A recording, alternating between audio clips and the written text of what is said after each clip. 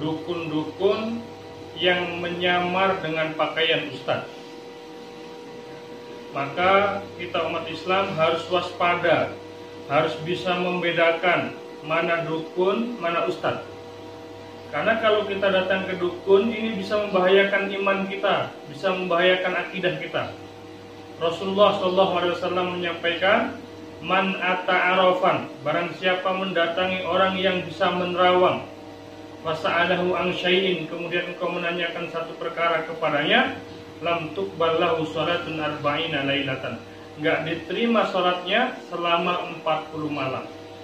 Jadi kalau ada orang ngaku dirinya ustadz, ngaku dirinya kiai, tapi dia memiliki kemampuan menerawang, melihat masa depan orang, melihat masa lalu orang, melihat penampakan, melihat ada keris di tubuh pasiennya, melihat ada benda-benda gaib di tubuh pasiennya, melihat ada benda-benda gaib di warung pasiennya, ini mencurigakan. Nah, ini indikasi bahwa dia menggunakan ilmu perdukunan.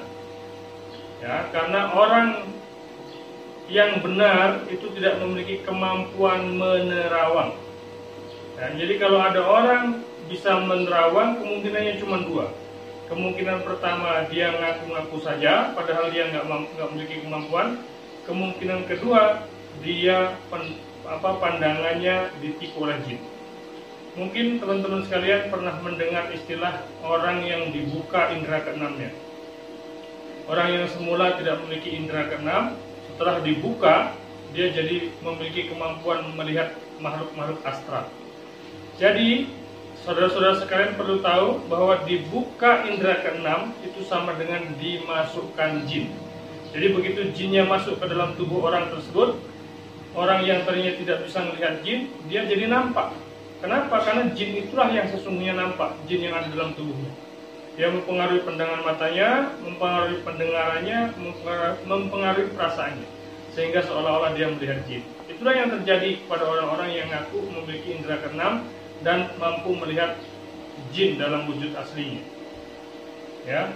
Dalam hadis lain Rasulullah menyampaikan, man atakahinan aw arafan fasaddaqahu bima yaqul faqad kafara bima unzila ala Muhammadin. Barang siapa mendatangi dukun atau tukang terawang kemudian membenarkan apa yang diucapkannya, faqad kafara, dia telah dianggap kafir terhadap apa yang dibawa oleh Muhammad SAW. Oleh karena itu hati-hati, sekarang banyak ustadz-ustadz, ya, banyak dukun-dukun maksud saya yang menyamar menjadi ustadz. Dia menarik jin dari tubuh pasiennya dipindahkan ke batu, menarik jin dari tubuh pasiennya dipindahkan ke pohon, menarik jin dari tubuh pasiennya dimasukkan ke dalam telur. Ini cara-cara seperti ini namanya jeruk makan jeruk, masukkan jin ke dalam jin, atau mengobati orang kena gangguan jin dengan menggunakan jin. Jangan tertipu, hati-hati, karena ini berkaitan dengan keselamatan akidah kita, dan ini berkaitan dengan keselamatan kita dunia sampai akhirat. Teman-teman sekalian,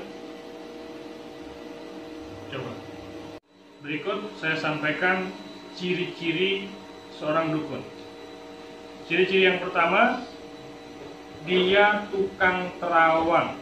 Ya, suka mengatakan ini di rumahmu ada jinnya, ini di dalam perutmu ada jinnya, ini di dalam kepalamu ada jinnya, ini di sini ada jinnya, ini di situ ada jinnya.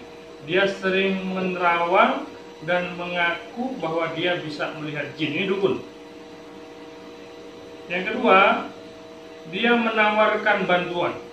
Dan ketika dia menawarkan bantuan, dia minta syarat-syarat tertentu. Dia minta ayam hitam polos, ayam putih polos, kembang 7 rupa, kemenyan, apel jin, dan sebagainya. Ya, membuang-buang kopi pahit di sudut-sudut rumah, membuang telur dan sebagainya. Itu sebagai bentuk ibadah dia kepada bangsa jin. Maka semua ilmu-ilmu yang menggunakan bantuan jin biasanya ada syarat-syarat yang harus dilakukan dan ada pantangan-pantangan yang harus dilakukan.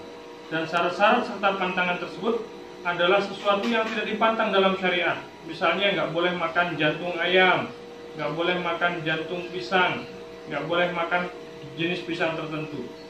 Jadi pantangan ini adalah merupakan bentuk ketaatan dia kepada khodam jin yang akan dia pakai.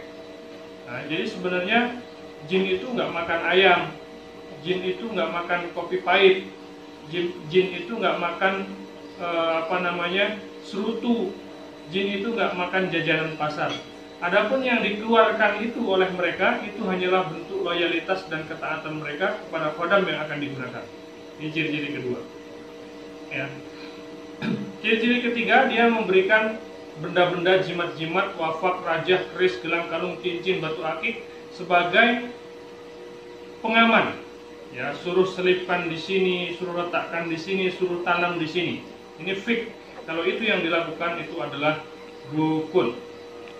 Ya, teman-teman mesti paham tentang hal ini. Kemudian yang ketiga, yang keempat, mohon maaf, dia menarik penyakit dari tubuh pasiennya, ya, kemudian dipindahkan ke binatang, ke ayam misalnya, ke kambing misalnya, atau dia tarik penyakit dari tubuh pasiennya, kemudian dimasukkan ke pohonnya langsung kering dan sebagainya. Ini namanya juga sama, jeruk makan jeruk, ngobatin sihir dengan sihir.